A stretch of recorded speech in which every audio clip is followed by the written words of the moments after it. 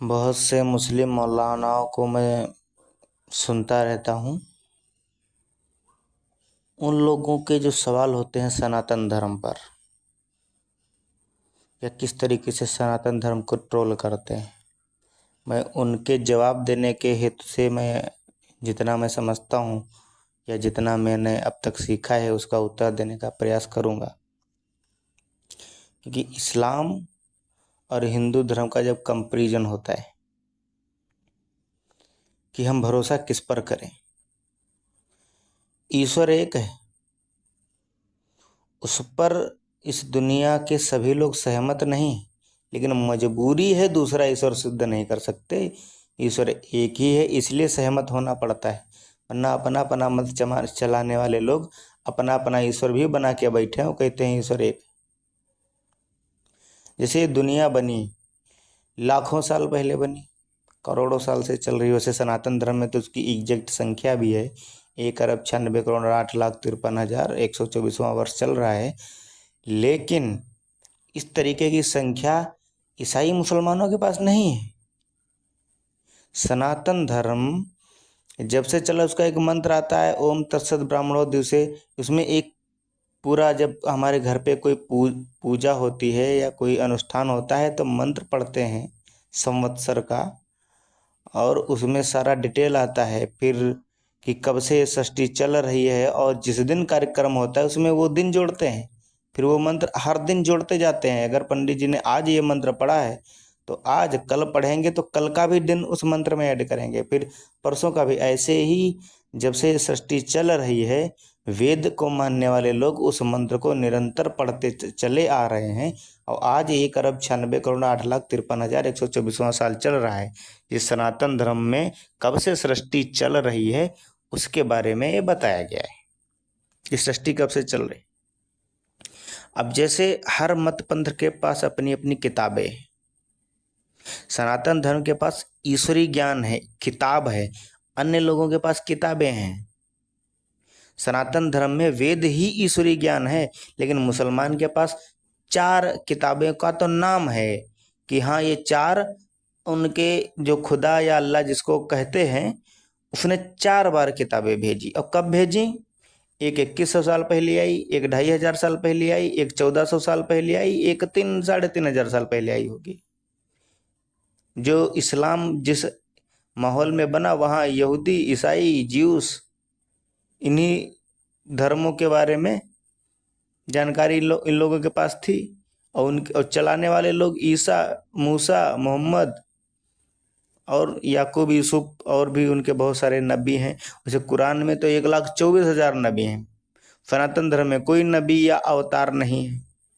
अभी रामकृष्ण को लोग अवतार कहने लगे हैं, लेकिन ये हमारे देवगण हैं, क्योंकि इनके जो गुण थे उसमें देवत्व था।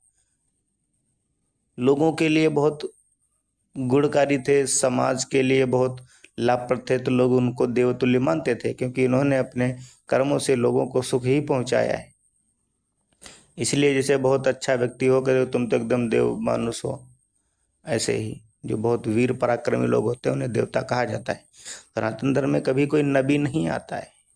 उनके यहाँ 1,24,000 आए, और उनकी किताबें भी अभी 2,500-3,000 साल पहले आई, 2,000 साल पहले आई। मुसलमान तो इन 4 किताबों को मानते हैं। ईसाई हैं, इस बाइबल को मानते, उसके बाद की किताब नहीं मानते। मुसलमान हैं, ईसाइयों की किताब को, ईश्वर की, अल्लाह की किताब मानते हैं, लेकिन ईसाई कुरान को नहीं मानते, क्योंकि वो बाद में आई है। वो कुरान को मानेंगे तो वो ईसाई कहाँ रह जाएंगे, फिर तो उन्हें इस्लाम ही मानना पड़ेगा। लेकिन सनातन धर्म में ईश्वर एक है, ईश्वरी ज्ञान एक है। और हमारे जो वेद ईश्वरी ज्ञान है तब से है जब से मनुष्य इस धरती पर है। ऐसा नहीं है कुरान आने से पहले बहुत सारी पीढ़ियां, हजारों पीढ़ियां बीत गई। बाइबल 2,000 साल पहले, उससे पहले भी हजारों पीढ़ियां बीत गई। लेकिन जब मनुष्य की प्रथम पीढ़ी थी, तब से ईश्वर ने वेद का ज्ञान दिया कि इसके अनुसार चलो, सुखी रहो, उन्नति करो। भगवान राम ने राम सेतु पुल बनाया था। ये वेद के ज्ञान के आधार पर जो उन्होंने सीखा था, रिसर्च किया था, उसके आधार पर ही थे। हमारे यहाँ 2-2 हजार, 2,500 साल पुराने मंदिर आज भी हैं और चल रहे हैं। क्यों है? क्योंकि ये भारत की संस्कृति परंपरा है। तब तो इस्लाम में सैयद का नाम निशान भी नहीं था, थे ही नहीं। तब ये जो विद्या विद्या भारत में है, आज भी है, उसे तो कोई झुठला नहीं सकता। आगे मुसलमान तो, उनका कहने क्या, उनकी तो मजबूरी है, वो किसी दूसरे रिलीजन को एक्सेप्ट या कर ही नहीं सकते, क्योंकि उनके यहाँ इतनी कट्टरता बड़ी पड़ी है। लेकिन सनातन धर्म के जो 2500-3000 साल पुराने मंदिर आज भी हैं, ये किस विद्या के आधार पर थे? तब तो आईआईटी और एमबीए और ये सब इतनी टेक्नोलॉजी नहीं थी। तब टेक्नोलॉजी थी, इसीलिए वो 2500 साल पुराने मंदिर हैं। आज की टेक्नोलॉजी है जो 100 साल या 200 साल भी इनके पुल नहीं चलते। पुल बनता है 5 साल में गिर जाता है, क्योंकि इनके पास आज उतने आधुनिक नहीं है। लेकिन ऐसे ऐसे मंदिर साउथ इंडिया में हैं, किसी में नींव नहीं है, किसी में 80 टन का पत्थर किसी मंदिर के ऊपर रखा है, कोई मंदिर ही टेढ़ा बना हुआ है और हजारों साल से टिका हुआ है, खराब भी नहीं हुआ है। सरकारें कितना उन मंदिरों की रिपेयर और मेंटेनेंस करती हैं। और कुरान का जो अल्लाह है, उसने किताबें 4 बार भेजी और इतने दिनों के बाद भेजी। लेकिन ईश्वर ने वेद कब भेजा? जब मनुष्य की पहली पीढ़ी थी। अल्लाह ने कब भेजा ईश्वरीय ज्ञान? हालांकि भेजा नहीं है, ये तो सब काल्पनिक बातें हैं, लेकिन हम एक तरीके से एग्जाम्पल भी दे रहे हैं। जैसे आप किसी दुकान से या किसी फैक्ट्री से ट्रैक्टर लेके आते हैं, या गाड़ी, बाइक या मोबाइल लेके आते हैं, तो हम मोबाइल लेके आते हैं, मोबाइल के साथ एक मैनुअल बुक मिलती है। 4 व्हीलर लेके आते हैं तो उसके साथ एक मैनुअल बुक मिलती है, और मैनुअल बुक में उस गाड़ी को चलाने की, यूज करने की पूरी जानकारी होती है। बाद में थोड़ा आता है। ऐसा तो नहीं कि आप ट्रैक्टर लेके आए या घर में कोई 4 व्हीलर लेकर के आए, 5 साल तक उसको अपने जैसे तैसे चला रहे थे, बाद में पुस्तक कंपनी वाला मालिक किसी अपने आदमी को भेजता है, कहता है ये पुस्तक है, ये नियम है, अब इसके अनुसार चलो। आप उस पर क्यों भरोसा करिएगा? और उस गाड़ी को आप चलाएंगे कैसे, यूज कैसे करेंगे, इसकी जानकारी ही नहीं है। और जो भेजता है, जो जिसे हम 4 व्हीलर लेके आए, उसकी पूरी जानकारी वो पुस्तक वाला देता है। वो ऐसा तो नहीं कि 3-4 किताबें अल्लाह की तरह भेजता है, वो एक ही पुस्तक देता है, एक मैनुअल, क्योंकि उसे कंप्लीट जानकारी है, इसीलिए वो दे रहा है, और गाड़ी के साथ ही देता है। लेकिन अल्लाह ने कितने मनुष्य की कितनी पीढ़ियां बीत गई, उसके बाद ईश्वरीय ज्ञान भेजा, वो भी एक बार में नहीं, 4 बार में भेजा ऐसे। लेकिन वेद एक ही है, आदि पीढ़ी से है, और निरंतर उसका अभ्यास करते आ रहे हैं। जो लोग वेद विरुद्ध कार्य करते हैं वो दुख में डूबते हैं। वेद विरुद्ध का मतलब ज्ञान के विरुद्ध कार्य करने वाले का ही तो दुख होता है। आप ज्ञान से, विज्ञान से चलोगे तो आपके जीवन में दुख होने की संभावना लगभग ना के बराबर हो जाती है। हमसे जो गलतियां होती हैं, उन्हीं के कारण दुख उत्पन्न होता है। अब कुरान की जो आइडियोलॉजी है, जो इस्लाम की आइडियोलॉजी है, उस पर हमें तो यही संशय होता है, क्योंकि जब एक कंपनी का मालिक आप 4 व्हीलर लेकर के आते हो, तुरंत मैनुअल बुक देता है, तो अल्लाह इतने दिन के बाद किताबें क्यों भेजता है? फिर 4 क्यों भेजता है? एक बार में क्या उसको अकल नहीं है कि सारा ज्ञान दे दे? नहीं है, क्योंकि वो है ही नहीं। इस धरती पर आज भी ऐसे सैकड़ों लोग हैं जो अपने अपने मत पंथ चला रहे हैं, अपना गुरुडम चला रहे हैं, अपनी किताब लॉन्च कर रहे हैं, और अपने अपने तरीके से लोगों की पूजा पद्धतियां बना रहे हैं। ऐसे आज नहीं, 100 साल पहले भी लोग थे ऐसे, ऐसे 1400 साल पहले भी लोग थे, 2000 साल पहले भी लोग थे। एक आदमी ने, बहुत लोगों ने अपने आप को ईश्वर का पुत्र, ईश्वर का दूत, ईश्वर का सहायक, ईश्वर का क्या, ईश्वर का फलाना, ईश्वर का ढिमका बता बता के अपना अपना गुरुडम चलाया है। कुछ लोगों का षड्यंत्र ज्यादा फल फूल गया, कुछ लोग समाप्त हो गए। बहुत सारे मतांतर बनते रहते हैं, समाप्त होते रहते हैं, बनते रहते हैं, समाप्त होते रहते हैं। लेकिन सनातन धर्म कब से है और आज भी है। अब जो सवाल उठाए जाते हैं सनातन धर्म पर कि बहुत सारे देवी देवताओं को मत, झूठ। एक ही ईश्वर है, ये वेद भी कहता है। ब्रह्मा, विष्णु, महेश, शंकर, ये सब एक ही ईश्वर के नाम है। ओम ईश्वर का मुख्य नाम है। और गुण कर्म स्वभाव के आधार पर, जैसे कोई पुरुष हो, कोई व्यक्ति हो जिसके अंदर बहुत सारी विद्याएं हो, उसे हम कह सकते हैं कि वो इंजीनियर भी है, डॉक्टर भी है, बहुत विद्वान है, टीचर भी है, बहुत विद्वान है, वो बहुत सारे काम कर लेता है, लेकिन ईश्वर तो सर्वज्ञानी, तो जितने भी शुभ लक्षण युक्त हैं वो सारे काम ईश्वर कर लेता है। उस तरीके के सारे नाम भी ईश्वर के हैं, क्योंकि ईश्वर सृष्टि को चलाता भी है, ईश्वर सृष्टि को बनाता भी है, उसका पालन पोषण भी करता है। इसीलिए उस ईश्वर को सृष्टि बनाता है। इसलिए ओम खम ब्रह्मा करके मंत्र आता है स्कूल वेदों में, क्योंकि ईश्वर इस जो फैला हुआ ब्रह्मांड है, इसीलिए इसको ब्रह्मा कहा गया है। पालन करने वाला का गुण है वो विष्णु है, और प्रलय करता है जो सृष्टि है इसकी इकाई वो है, इसका प्रलय भी होता है। उस गुण को शंकर कहा जाता है, महेश कहा जाता है। ब्रह्मा विष्णु महेश ये कोई अलग अलग ईश्वर नहीं है, लेकिन ये चीजें कंफ्यूजन क्रिएट किया जाता है, क्योंकि मतांतर वाले जो होते हैं उनका धंधा ही इसी से चलता है, दूसरों का विरोध करना। इसके बिना नहीं चल सकते। दूसरा, हम राम को कृष्ण को क्यों पूछते, इनको भगवान को क्यों मानते हैं? पहली बात तो हम मानते, तुम्हें जलन क्यों होती है, तुम्हें तुम्हारी बवासीर में क्यों तकलीफ होती है? और फिर दूसरी बात, जितने भी हमारे श्रेष्ठ पूर्वज ऋषि महर्षि होते हैं उनको हम याद करेंगे, क्योंकि उनके गुण लक्षण स्वभाव ऐसे थे जिनसे हमें प्रेरणा मिलती है, इसलिए याद करते हैं। और सबको याद करेंगे। लोग अपने माता पिता को भी देवतुल्य मानते, क्यों मानते? क्योंकि वो थे तभी ना हम हैं। अगर उन्होंने हमें शिक्षण नहीं दिया होता तो बिना शिक्षा के हम कैसे होते? हम भी मान रहे होते कि हाँ ऊपर से कोई धड़ाधड़ आयतें आ रही थी और नीचे सारा काम हो रहा था। हम भी मान लेते कि हाँ कयामत के दिन धरती व आसमान समेट लिया जाएगा, अभी फैलाया हुआ है। तो विद्या ही है जो हमें तर्कशील बनाती है और योग्य बनाती है कि हम तर्क के आधार पर सत्य सत्य का परीक्षण करके जीवन यापन करें, वरना कोई भी आके हमें बेवकूफ बना देगा। इतने भी जंत्र मंत्र तंत्र पाखंड क्यों चल रहे हैं? इसीलिए चल रहे हैं क्योंकि तर्कहीन आदमी वहां नहीं जाता है।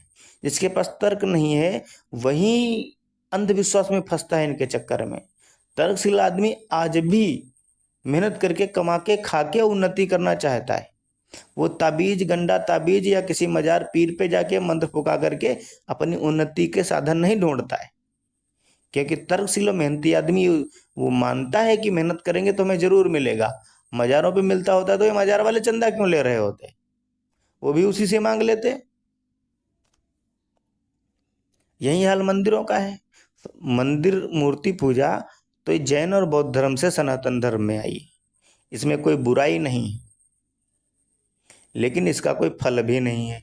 हाँ, लेकिन मंदिरों में जो लोगों के शादी ब्याह होते हैं या जो लोग मंदिर बनाते हैं, मंदिर की जो प्रॉपर्टी होती है उसका सारा समाज यूज करता है, उसके लाभ भी हैं सोसाइटी में। मंदिर ऐसी जगह है जहाँ आपसे कोई फीस नहीं लेगा, वरना और जो होटलों में या जो और जो व्यवस्थाएं हैं उनमें तो अच्छी फीस ली जाती है। मंदिर में गरीब हो अमीर हो सब अपनी व्यवस्था से शादी ब्याह या कोई भी धार्मिक अनुष्ठान करते हैं, तो उनकी जरूरत है। मंदिरों के पैसे से गुरुकुल चले, शिक्षण कार्य चले तो और अच्छा है। कुछ मंदिर हैं अस्पताल चला भी रहे हैं, जो बड़े बड़े मंदिर हैं बड़े बड़े अस्पताल भी चला रहे हैं, लेकिन तुम्हारी मजारें और मस्जिदें क्या चला रही हैं? जहाँ सनातन धर्म का कोई भी आयाम हो उन सब से कोई ना कोई समाज की सेवा का कार्य होता ही है। मुसलमानों के जितने भी पीर मजार और मस्जिदें हैं इनसे क्या धार्मिक काम होता है? सिर्फ मुसलमानों को मुसलमान बनाए रखने के सिवा क्या होता है? निस्वार्थ रूप से मुसलमान क्या करता है? क्या कोई अस्पताल स्कूल चलाता है? मुसलमान अपने पैसे से सिर्फ कुरान पढ़ाता है। मुसलमान अपने स्कूल से अस्पताल भी चलाएगा तो मुसलमानों के लिए ही चलाएगा, गैर मुस्लिम के लिए नहीं चलाएगा, क्योंकि मुसलमान अपना पैसा सिर्फ मुसलमानों के लिए खर्च करता है। ये उनका सिस्टम है। सरकार से ले लेंगे हराम का, लेकिन देंगे नहीं गैर मुस्लिम को। बहुत सारे मौलाना हैं बोलते हिंदुओं के पास नबी नहीं है। तुम्हारी तो समस्या यही है कि तुम्हारे पास नबी है। दुनिया में तुम्हारा विरोधी इसीलिए हो रहा है। हिंदू धर्म बहुत सारे देवी देवताओं को मानते, तुम एक को मान रहे हो तभी तब भी लड़ रहे हो। यहाँ तो हम इतनों को मानते हैं फिर भी कोई भी विवाद नहीं, किसी देवता का किसी से विवाद नहीं। हाँ ये सही है, बहुत सारी चीजें कथा कहानियों के रूप में आ गई, लेकिन कोई विवाद नहीं है। और हिंदू इन चीज़ों में 10-15% ही संलिप्त है। ऐसा नहीं कि हमारा ईमान है, नहीं सही है, हम मानेंगे ही, ऐसी कोई जिद नहीं है। किसी को समझा दो वेद के आधार पर तो वो मान लेता है कि हाँ ठीक है, पुराण की बातें जो कथा कहानियां हैं इनको डिनाई करते हैं, सत्य तो यही है, मान भी लेता है। वो हिंदू से कह दो कि नहीं, मूर्ति पूजा या जो मंदिर में जाते हो इनसे कोई फायदा नहीं है, तो वो लड़ने नहीं लगता है, वो एक्सेप्ट करता है। या मंदिर जाता है तो श्रद्धा है, वो मानता है कि हम जो कर रहे हैं मेरा भाव है, प्रेम है, इससे हमें कोई लाभ नहीं। हिंदू इन चीजों में कट्टर नहीं कि नहीं हम मंदिर जाएंगे ही हमको पुण्य मिलेगा ही, ऐसा कोई ईमान नहीं है। हम जाते हैं, हमारा स्वभाव है, कल्चर है, मंदिर जाते हैं सिर्फ पूजा करने के लिए नहीं जाते हैं, कुछ लोग दान करने के लिए भी जाते हैं, प्रेरणा लेने जाते हैं। मंदिर में कितने पुण्य काम होते हैं, शादी ब्याह के कितने कार्यक्रम मंदिरों में होते हैं, कितने लोगों को भोजन मिलता है, कितने अस्पताल चलते हैं मंदिरों से। लेकिन मुसलमान ऐसी कौम है जो सिर्फ निगेटिविटी ही दूसरे मतांतरों के बारे में फैलाएगा, क्योंकि उसका मकसद अपने इस्लाम को डिफेंड करना है। क्या मुसलमानों में कोई बुराई नहीं है? बहुत सारी बुराइयां हैं, उनके यहाँ तो अच्छाई ढूंढनी पड़ती है। अल्लाह एक है, अल्लाह एक है ही नहीं। आप कैसे साबित करोगे? कुरान में ऐसी कौन सी सृष्टि के बारे में ऐसी बातें लिखी हुई हैं जो तुम सिद्ध करोगे कि अल्लाह है? नहीं है। अगर होता तो कुरान में इस तरीके की बातें नहीं होती जो विज्ञान विरुद्ध हैं। हालांकि आजकल तो बहुत सारे मौलाना उसमें ज्ञान विज्ञान खोजने लगे हैं, जरूरत है। अर्थ कुछ भी बताते हैं, जलेबियां बनाते हैं, किसी भी तरीके से टिका रहे, लोग सवाल करते हैं, उनका जवाब देने का प्रयास करते हैं, लेकिन उनके पास सटीक उत्तर नहीं है। इस्लाम में ये फतवा देने की परंपरा क्यों है? क्योंकि लोग सवाल ना करें। किसी एक ने कर दिया तो उसे मार दिया, तो दूसरे 1000 चुप हो जाएंगे कि कौन लड़े जिहादियों से, कमा खा रहे हैं। क्योंकि आम आदमी 90% तो कमाने खाने के चक्कर में रहता है कि कमाए खाएं, बीवी बच्चे कैसे भी हमारा घर परिवार चलता रहे, कौन सिस्टम से लड़ने जाए। जिन्होंने सिस्टम बना रखा है उन्हें पता होना चाहिए कि लोग बोल नहीं रहे, इसका मतलब यह नहीं कि हमसे सब सहमत है। फतवा देने की परंपरा, गला काटने की परंपरा, बाईकाट करने की परंपरा, हिंदुओं में कोई अगर इस हिंदू धर्म छोड़ देता है उसका समाज बाईकाट नहीं करता है, मिलना जुलना आना जाना रहता है। लेकिन इस्लाम में ऐसा नहीं है, ये सामाजिक दबाव है, वरना लाखों लोग छोड़ दें। क्योंकि तुम्हारी परंपराएं आज के समय में, क्या आम आदमी है, क्या उसके मन में सवाल नहीं उठते होंगे? उठते हैं।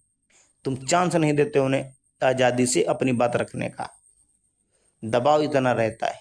और ये आज सब समझ रहे हैं, हिंदू भी समझ रहे हैं। पहले हिंदू भी इस्लाम की सच्चाई नहीं जानता था, धीरे धीरे पोल खुल रही है कि इनकी सोच क्या है। जो बंद कमरे वाली सोच है ना, बंद मस्जिद वाली, बाहर भाईचारा, अंदर जिहाद, और जब मौका मिला कश्मीर की तरह तो अल जिहाद, ये सब दोगलापन अब हिंदू समझ रहा है, उसका प्रचार प्रसार भी लोग कर रहे हैं। इसीलिए मुसलमानों के इस समय बहुत तकलीफ हो रही है कि उनकी दुकान बंद हो रही है।